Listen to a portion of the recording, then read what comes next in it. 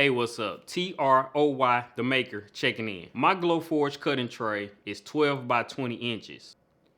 But this large name cutout is 13 inches tall and 34 inches wide. And I'm gonna show you how I did it. Welcome to the project. Okay, my homeboy, him and his girlfriend, they are pregnant and they're having a son. And I wanted to make one of those name plates that you can put on the wall, but you know, I wanted to make one of those large name plates. But my Glowforge only cut 12 by 20. I figured out a way to do it, and I'm gonna show you how I did it. In this project, I will be using 2 full sheets of Glowforge proof grade medium black acrylic and some E6000.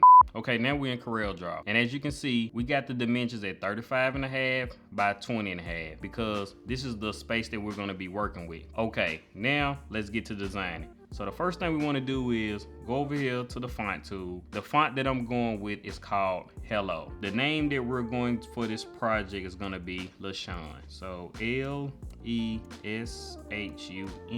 and we're just gonna make it the size a little bit bigger right now. We're gonna change it in a minute anyway. As you can see, the L is not touching the E like the rest of the letters are touching each other. So one way to do it is select it, go up here to object, and wanna break artistic text apart.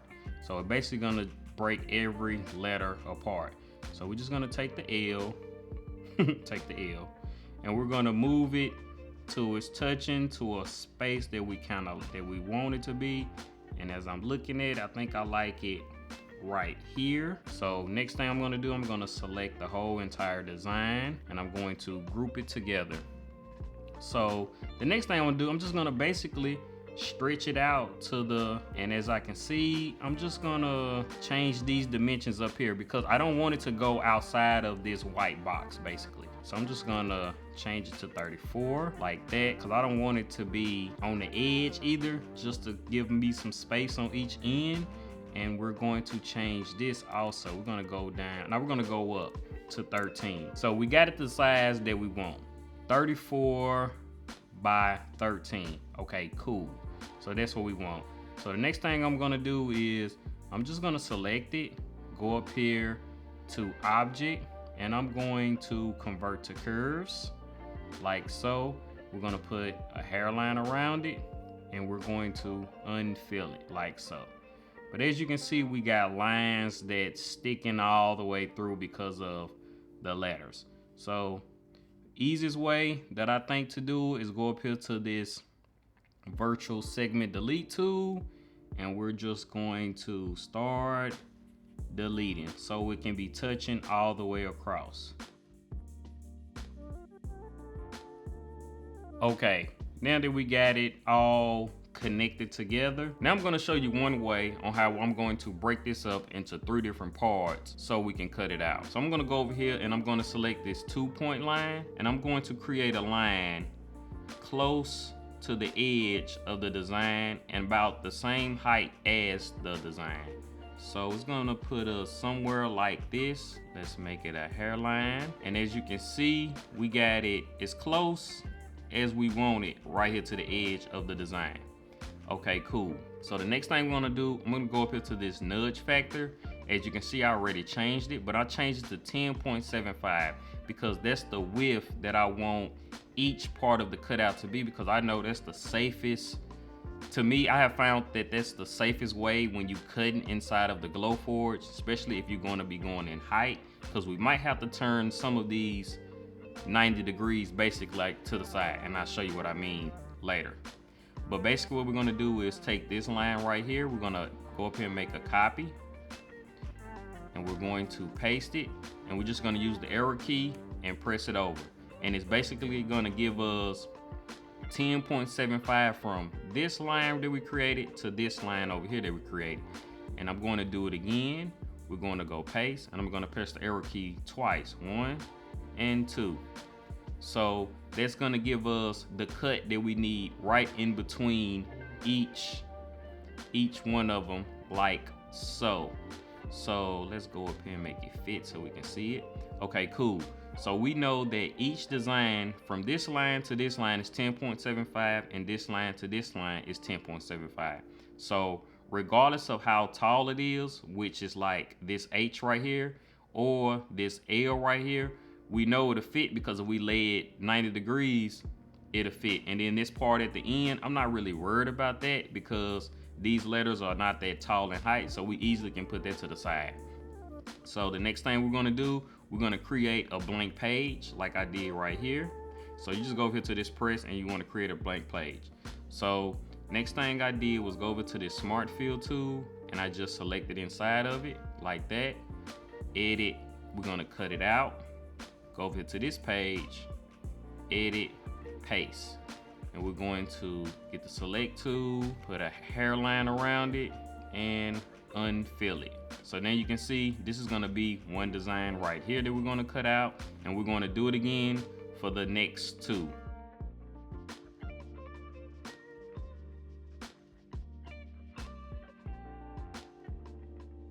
This is gonna be one whole sheet of acrylic right here. And of course, this middle part, it will go on the sheet by itself.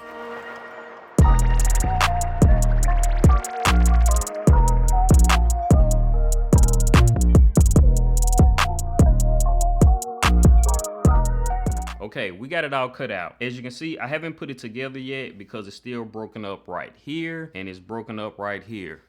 But to let you know that we got the size, we got the tape measure right here.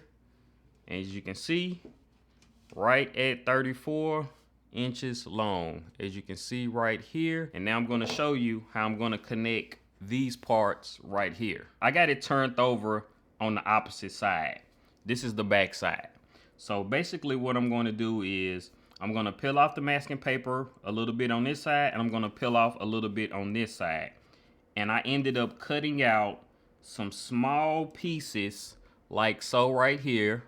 And I'm going to put some E6000 on it and I'm basically going to glue it down right on top of it to hold it on together.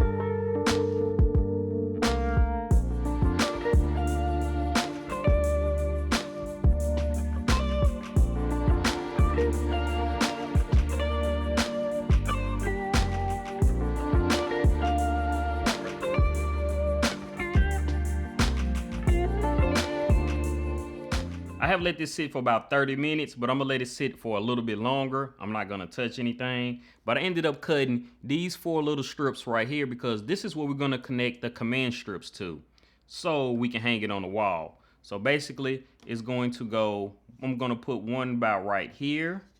I'm gonna put one right here, probably one right up in here, and the last one is gonna go on the end. So these 4 things is what we're gonna connect the command strips to.